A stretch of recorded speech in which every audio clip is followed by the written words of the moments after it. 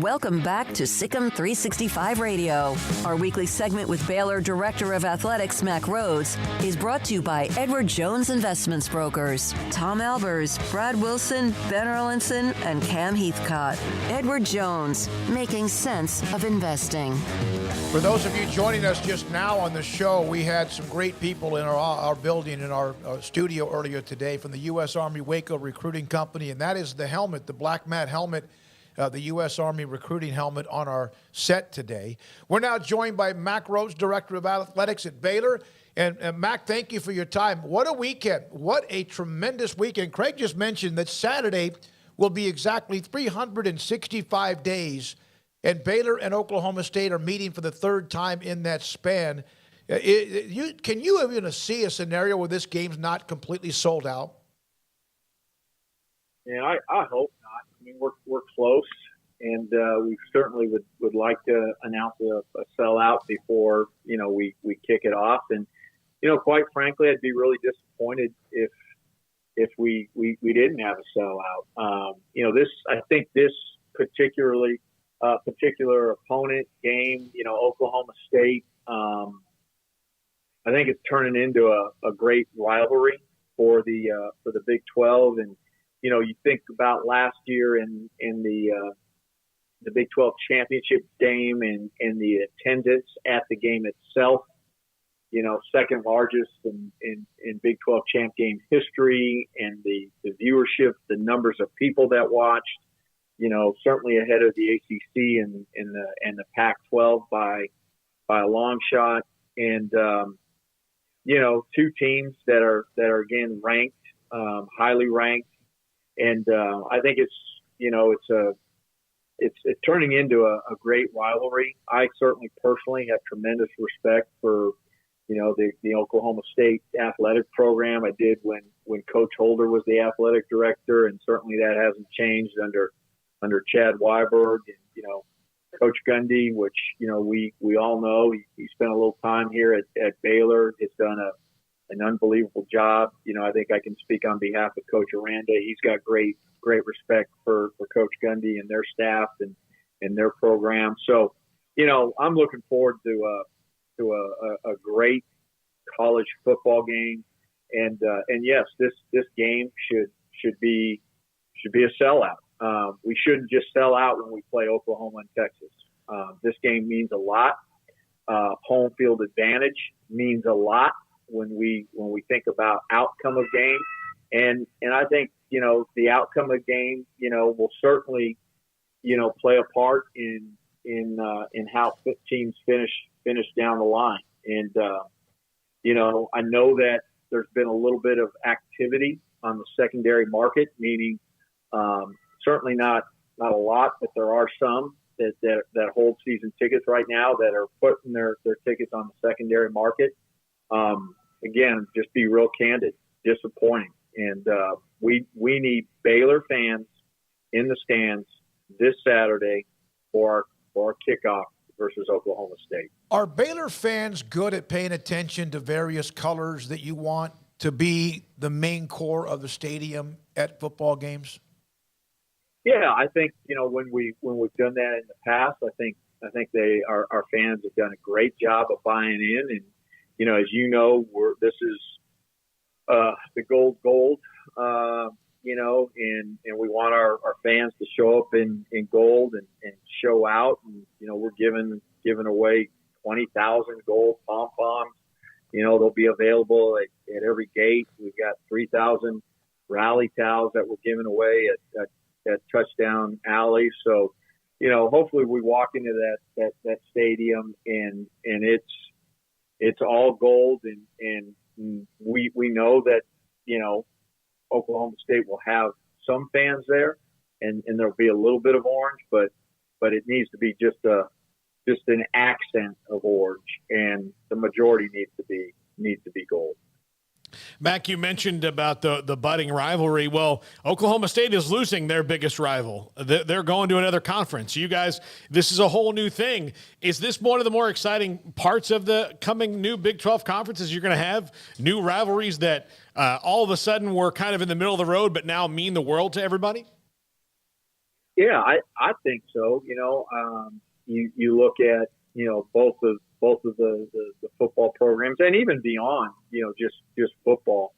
But Oklahoma State is a great program, and they're certainly nationally relevant. And I think it's a game that college football fans are going to be excited to watch. Not just Baylor fans and Oklahoma State fans, but college football fans. And we've got a long tradition and rivalry with TCU. And that I think that will only continue to get stronger. But this is an opportunity for something, another matchup that I think is special within the Big 12.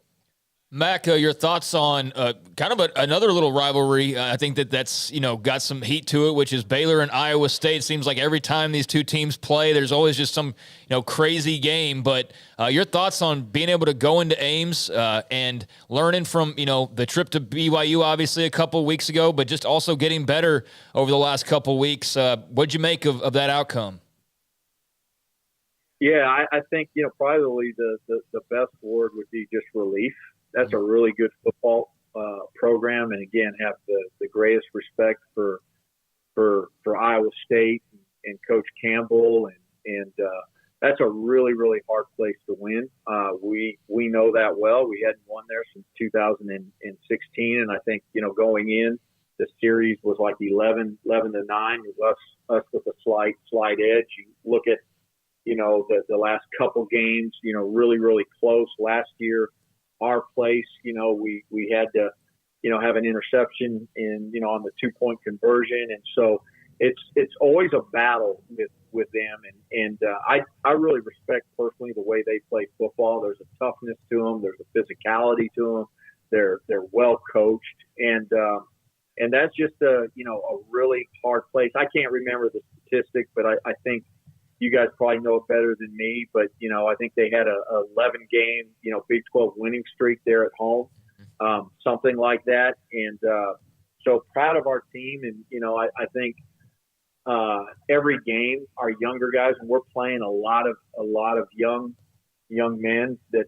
they're getting just a little bit better each and every game. So it was really a big win for us. And not to overstate it, we're going to have to play, no doubt, this Saturday the best football we've played all year long to have a chance. You're right. Yeah, 11 games, been 3 years since they had lost a Big 12 home game, Iowa State. So, yep, you're right on there. Hey, I'm just glad we played in September rather than in November. Yeah, so. No doubt. Mack, there was a story about a week ago or so. There was one about North Carolina, the chancellor, and others, the president, having discussions back when the USC-UCLA story popped or whatever else. How often do you and Dr. Livingstone discuss the future of the Big 12, even though right now the season's underway with so much going on? But how often do you have conversations with her?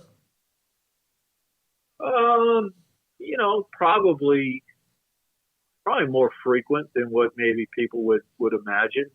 We certainly had one yesterday. We meet regularly. What is regular? I think, probably once every 2 weeks, or we try to. Sometimes just with her schedule and my schedule, we can't. But, she does that with all of her President's Council members, individuals. And so, that's certainly an opportunity for us to talk about, just Big 12 future, how we're doing, where we're going, all of those things, NCAA issues, particularly with her role on the transformation committee. So, yeah, it's pretty regular that we stay connected on those things.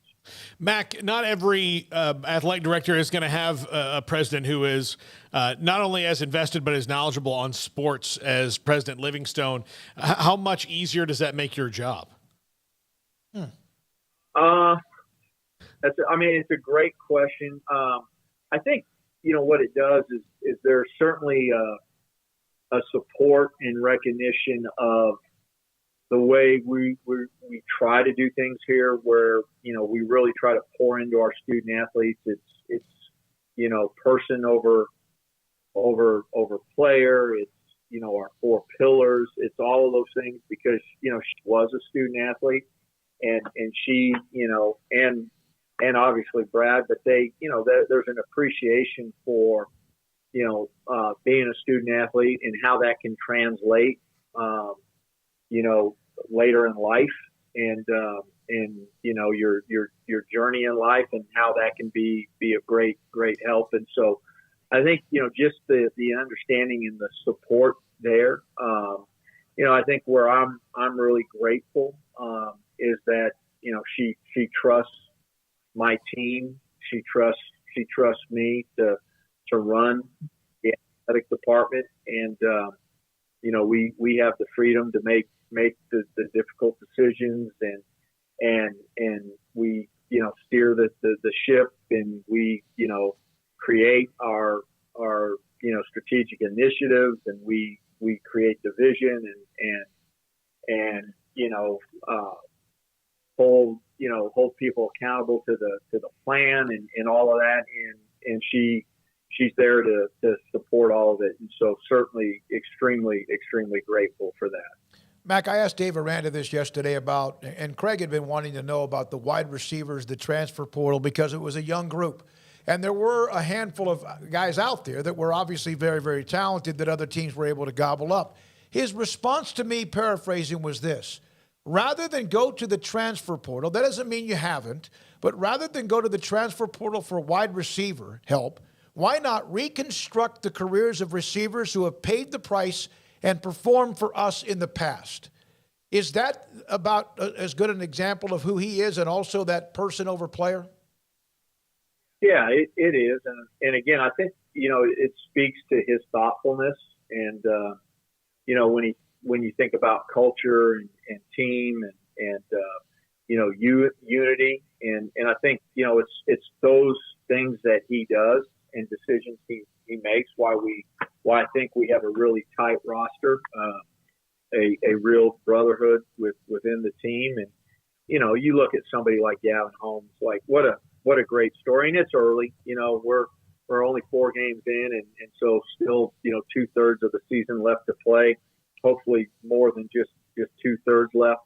But, that's a great example. And certainly there's others, but, I appreciate, the thoughtfulness of really investing in what we have and carefully thinking about, that's where it starts for us versus, hey, we're immediately going to go look at the transfer portal. And there'll be times when we're going to have to use the transfer portal, but I think we'll be very strategic and thoughtful in how we do it. How good is Dave Aranda that he is the head coach at Baylor, LSU, USC, Oklahoma, Notre Dame, Florida, and now Nebraska? Yeah, pretty good. So I would just say that, look, as long as we continue to be successful and particularly I think the way we're doing it, his name is going to be mentioned for all of those openings. And, I have a great appreciation for that. I think that speaks well to our program. It's a great reflection, not just on him, but the staff that he's put together. And primarily it's a great reflection on our student athletes. I think he's spoken about it before, but, we certainly never take anything for granted, but I know that Dave feels really good about being the head coach at Baylor University, and he recognizes that he is a terrific fit here, that he can do things the way he wants to do them, that he's going to be supported, not just by words, but by action in terms of how he wants to do it. And so, I would certainly expect, Coach Aranda to be our head coach for a long time. Mack, is there anything that can be done about the coaching calendar? I mean, I know there's, the football calendar that you're trying to, kind of make a 365-day-a-year calendar for football that's never really been done before in the NCAA. But with coaches getting fired earlier and earlier, there's 3 big jobs already open 4 weeks into the season in college football, and there'll be more to follow, especially after the trends of last year. But to keep coaches focused on the job that they have and all these other things, to be fair to the places they are, is there anything you can do to change that, or is the, kind of fish out of water there? Yeah, Paul, I think, certainly several of us, many of us, this has certainly been a conversation with football oversight. I think commissioners have had conversation about it. And, I don't think so. And that's probably the best way that I can answer it. Genie's out of the bottle. There's with the early signing period, right? And again, I've used this example before back in December of 16 when we hired Mack Rhoades. There wasn't the early signing period, and so it gave Matt and that staff a time to put together a very depleted recruiting class. One member, remember, in Jalen Petrie. And by the way, what a game he had yesterday. Proud of him, more proud of the person he is, but just not surprised how well he's playing at the next level. But if you get rid of that early signing period, does that take some pressure off and maybe you don't have to make changes as early, because you've got this time to bring in somebody and you've got a little bit of time to recruit. I don't know if that fixes it. I think that even if we got rid of the early signing period, it's now become part of who we are and people wanting to get a head start. Now, I don't know, I don't know what you get a head start on necessarily. I mean, there's certainly things you can do, but can you really, I wouldn't think you're sitting here talking to candidates and they still have 8 games left on the, on their schedule. And look, I know I'm not naive, so I know that there's some of that's happening, unfortunately, or it's not necessarily with the candidate directly, but it's with the agent. And so that's obviously, unfortunately it is disruptive, even if it is with the agent, but that's the climate, the competitiveness, the need to win, and win early and no patience is driving all of this. Mack, it does seem though, the governance, or the transformational committee, and again, Dr. Livingstone's involved in a lot of this, that even though the genie's out of the bottle, the dam broke because of a couple of years where everything just was wide open, it does seem like they're starting to at least grab, I don't know if it's control, but starting to maybe put a little bit more, okay, this, like for example, the transfer portal windows. There seems to be a little bit of, okay, too many things happen too quickly. Now, even though it may be too late, let's kind of bring some of this back in. Do you agree? Yeah, I think there's some that we can maybe tweak and self-correct. And, obviously, this intersection of the transfer portal and name, image, and likeness, I don't think it's been good for our sport, for college athletics, and particularly, maybe more so in men's basketball than any other sport, but you're certainly seeing it in football and women's basketball and some others. And so I think the transfer portal piece, the windows, the implementation of the windows will be helpful.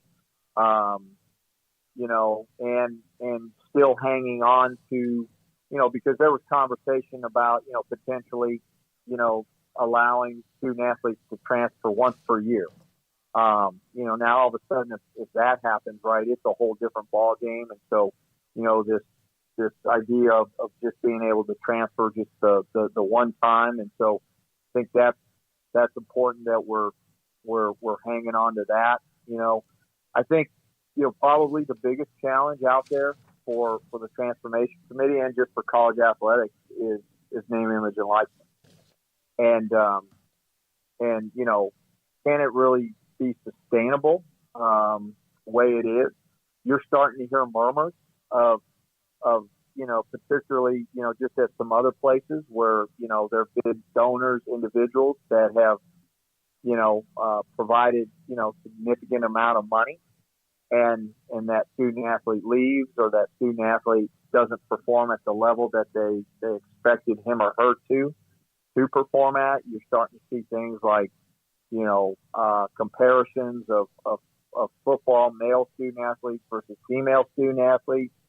And so is this really, really sustainable? And so, I think that's going to be something that we'll keep our eyes on. And is there a natural organic self-correction, or is there a combination of both, this may be self-correction on its own and some different legislation down the road, whether it's via, the NCAA or it's via federal government or both. Have you ever had to contact a booster or donor and tell them to calm down? Wow. Yeah. Yes. I don't. I'm just trying to remember. I don't know that I've had to since I've been at Baylor, but I've had to do that before. Okay. Mack, thank you very much. See you Saturday. Ought to be a great day. Oklahoma State, Baylor, a fantastic game among the top 25 and also with major implications in the Big 12. We appreciate your time. Appreciate you all. Thank you. Mack Rhoades, Director of Athletics at Baylor, with us Tuesdays, most every Tuesday.